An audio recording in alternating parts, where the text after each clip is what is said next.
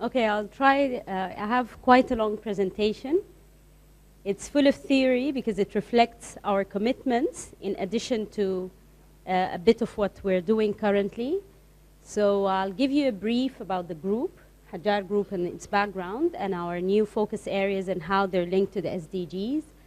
I will speak a bit about our corporate sustainability and social impact understanding or policies that are based on the ISO 26000, on the our internal ESG policy, and the UNGC. So that will create a link with the previous presentation that was supposed to take place. And one of our projects that is not necessarily linked with the business, it is a project under one of the departments, but it also has a lot of touch points with the SDGs. So this is quite small, but this is the group history, and the group started back in 1904, and it has invested and divested of quite a lot of businesses, starting off by agriculture, gold mining, soap production, coffee and tea plantations, going into tobacco, divesting out of tobacco, and moving into soft drinks and food and beverages, and industry, engineering, and then again back into agriculture. Recently, this is our mission. I wanted to share our mission because again it has a touch point with the SDGs. Our mission is, our vision actually is dream, deliver, share. By dream we mean aspiring to implement businesses that will have profit and have benefit to the group, but also to share those with the community. So sharing is a big part of how we look at doing business. And can you, Iman? Okay. And we're looking at not being only a Sudan-based group, because we're not. We look at ourselves as our identity as African. We look at ourselves as being as a trusted group, trusted African and successful. We recently reformulated our focus areas to look into ICT, energy, and agriculture. We do have already businesses invested in these three areas, but I'm here just creating the link, the vision of each focus area and how it is linked with the SDGs. So in energy, our vision is to enable sustainable development across Africa, starting off most probably by Sudan, by accelerating access to conventional and renewable energy. So not only energy in the oil and gas sector, but rather energy that is renewable. And by that, if you look at each one of these goals, each of the SDG goals has actually sub-goals, okay? And if you look at the sub-goals, you will get exactly a feel of what you can do to contribute to these goals. We cannot claim that we are going to achieve them, or we're going to sole-handedly achieve a certain goal. We are only contributing, and even when contributing, we're contributing to a few of the sub-goals of each goal. So if we look at the renewable energy, just simply by increasing the share of the mix between renewable energy and the standard global energy, the standard energy, be it hydro, be it fossil fuels, by increasing that increasing that share of renewable energy in the global energy mix, we are contributing to SDG 7.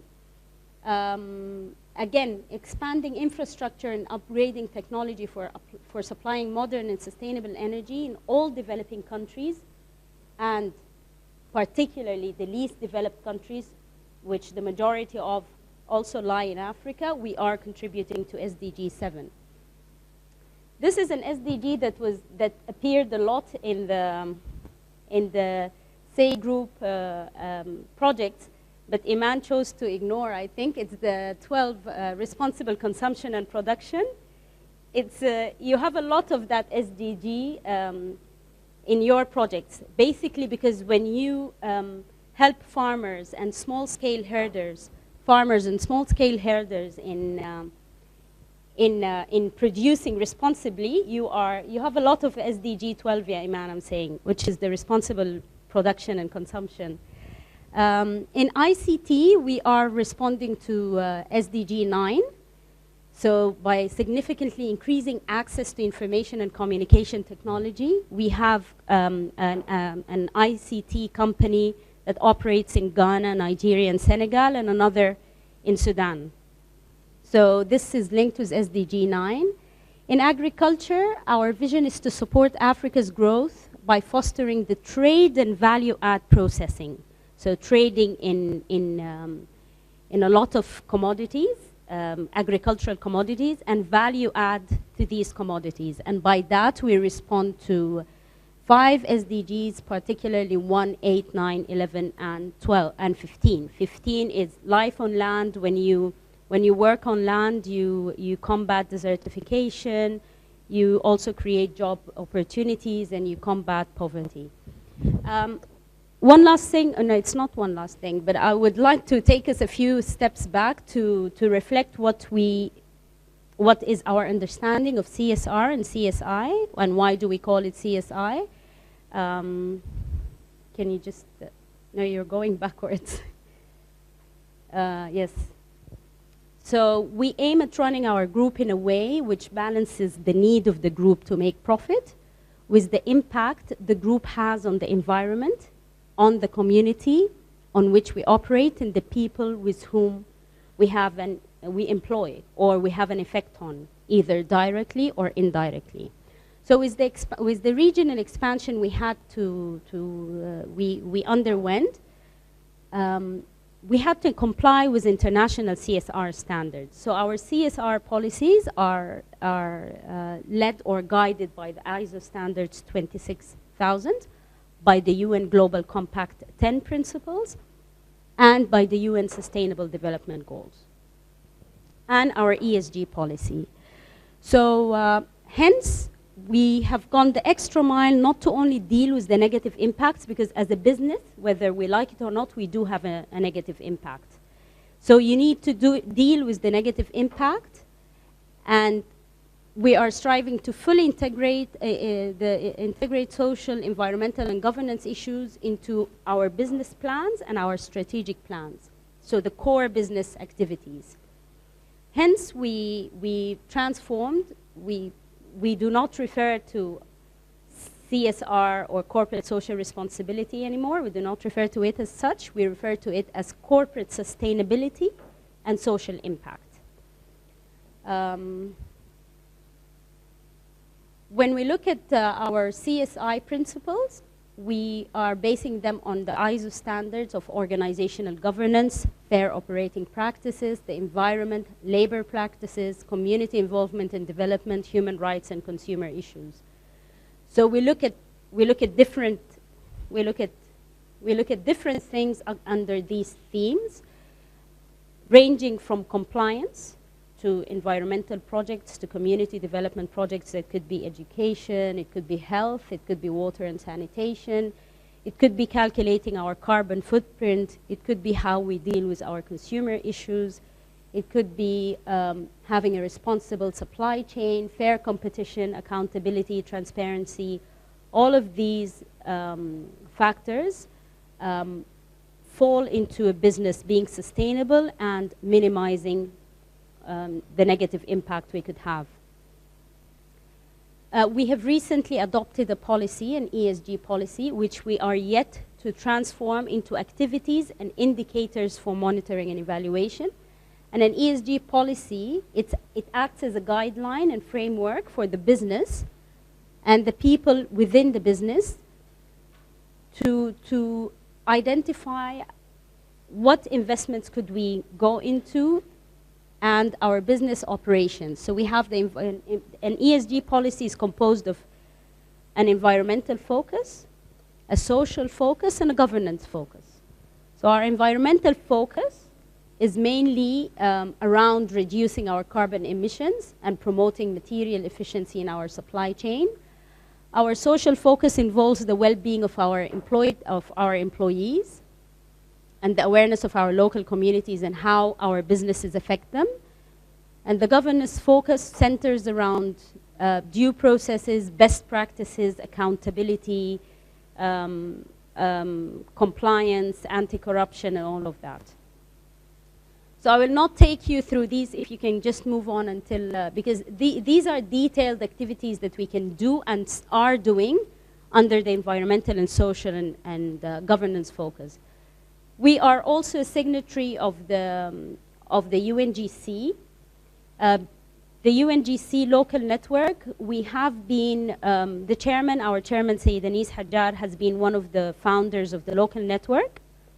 However, we have not been signatories for the purpose of not wanting to report because of an internal policy that we do not want to report on whatever we are doing in terms of community development and so forth. That was an internal decision, but that was later changed because the reporting format of the UNGC, you just report against the SDGs or the sustainable activities you're having. So we became an official signatory back in April 2017. Our first report to the UNGC was submitted in 2018. We have been marked as active, which means that we are actually responding to or doing activities and measures against the 10 UNGC principles. Of course, UNGC 10 principles are around 4 themes: human rights, labor, environment, anti-corruption. So if you take these 4, you can skip this.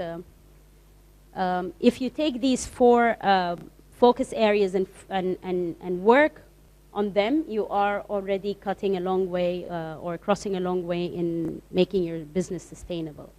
I'll give you just a quick example of one project that is strongly linked to the SDGs, particularly SDG 17, because it has been implemented in partnership with local NGO and community-based organizations and the WFP. And it's a project of procuring and distributing fuel-efficient stoves for women in Darfur. It has been implemented in 10 villages with additional sub-villages. So the project is actually a partnership between Haggar, a company called, at the time it was called Carbon Clear, but it has been changed, and UNWFP that have been acting as advisors, but Women Development Association Network is a local NGO composed of 63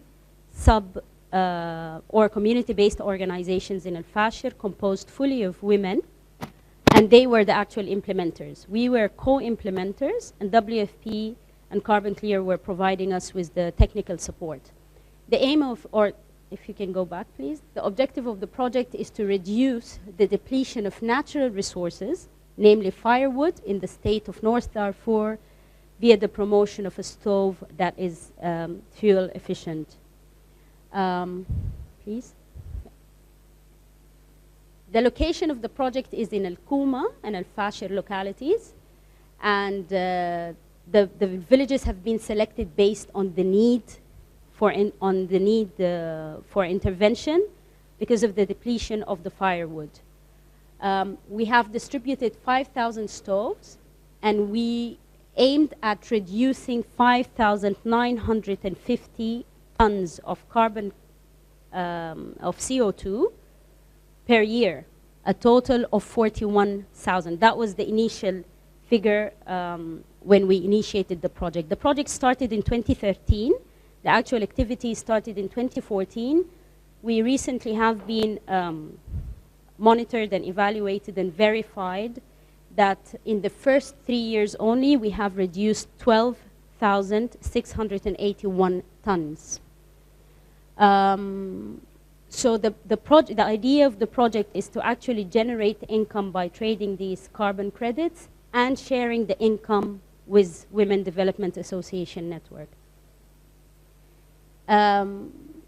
the impact or the benefits of the project are very much linked to the SDGs in terms of improving the air quality inside the huts. It has a cash saving or a money saving component. It has employment and an employment component because people from all the participating villages were involved in the assembly and distribution of the 5,000 stoves. It reduces largely the time and effort spent in the firewood collection, and in biodiversity because it significantly reduced the firewood consumption. Yeah. Access to energy services and emission reduction, so an impact on the environment. And the fact that once we collect the money for the carbon trading, it will be shared back with the community. So this is the stove. This is one of the ladies, and a quote from her end saying that using the stove has made a big difference to their households as it does not emit smoke and is very light, enabling them to move it from one location to the other. Smoke used to bother them a lot, irritating their eyes, chests, and making their kids sick. So, yeah, can you please move? These are the SDGs linked with this project. It's the no poverty because of the cash saving, addressing indoor air pollution, so good health and well-being. Gender equality because it built the women's managerial capacity. It was a project solely run by women. Affordable and clean energy, so promoting energy saving techniques. Climate action because of reducing the greenhouse gases. Life on land, contributing to environmental conservation because it reduces the consumption of firewood. And most importantly, partnerships for the goals. Because this was a project that was a pure partnership between a local NGO, a private sector, and a UN agency. If you would like to read more about these projects or about our work with the UNGC, you may access these websites. I can share the link with Nada and the team. Thank you.